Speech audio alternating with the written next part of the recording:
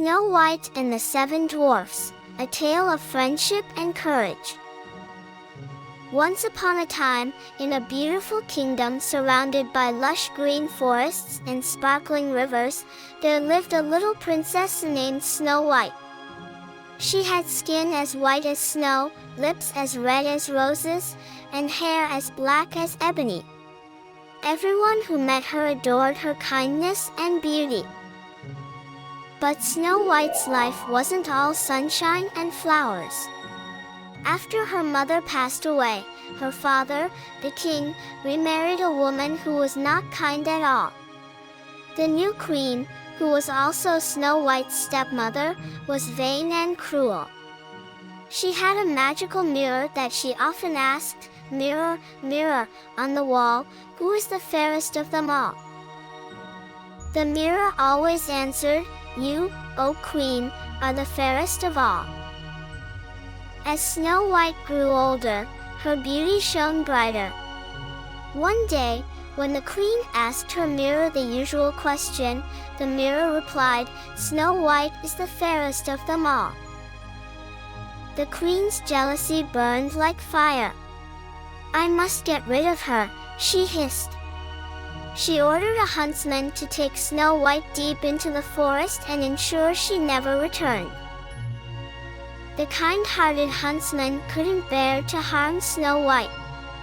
"Run, princess, and never come back," he urged her. Snow White ran as fast as her feet could carry her, deeper and deeper into the forest.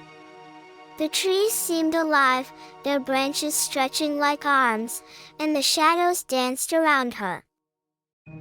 At last, Snow White stumbled upon a little cottage. It was tiny, with a red roof and windows that sparkled in the sunlight. Inside, she found 7 little chairs around a small table, 7 tiny plates, and 7 cozy beds. "Who lives here?" Snow White wondered aloud. Too tired to wait for the answer, she lay down and fell asleep across the beds. When the sun set, the owners of the cottage returned, 7 dwarfs who worked all day in the diamond mines. Their names were Doc, Grumpy, Happy, Sleepy, Bashful, Sneezy, and Dopey. "Who's that sleeping in our beds?" Doc exclaimed. Snow White woke up with a start. When she saw the kind faces of the dwarfs, she smiled and told them her story. The dwarfs felt sorry for her and invited her to stay. "You'll be safe here with us," said Happy.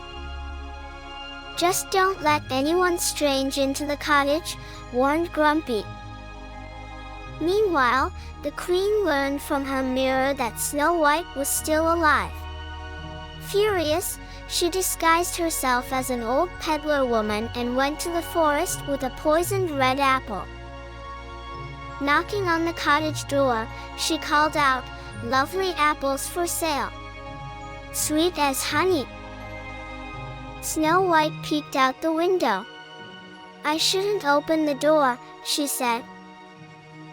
"Just one bite won't hurt, dearie," said the old woman, holding out the apple. Snow White's kind heart couldn't refuse. She took a bite, and as soon as the sweet taste touched her lips, she fell to the floor in a deep sleep. The dwarfs returned to find her lying still, the apple rolling out of her hand. Heartbroken, they built a glass coffin and placed her in it, surrounded by flowers. One day, a prince who had heard tales of Snow White's beauty and kindness came upon the glass coffin. He was struck by her stillness and sadness. "She is too lovely to be lost to the world," he said.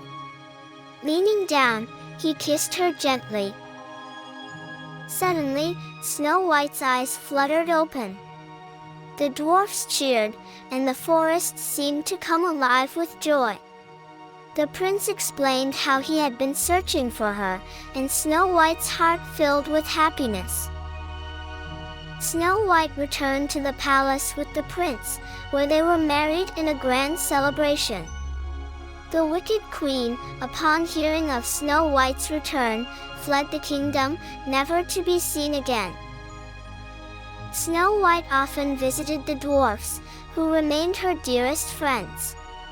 Together, they proved that kindness, bravery, and a little help from friends can overcome even the darkest of days.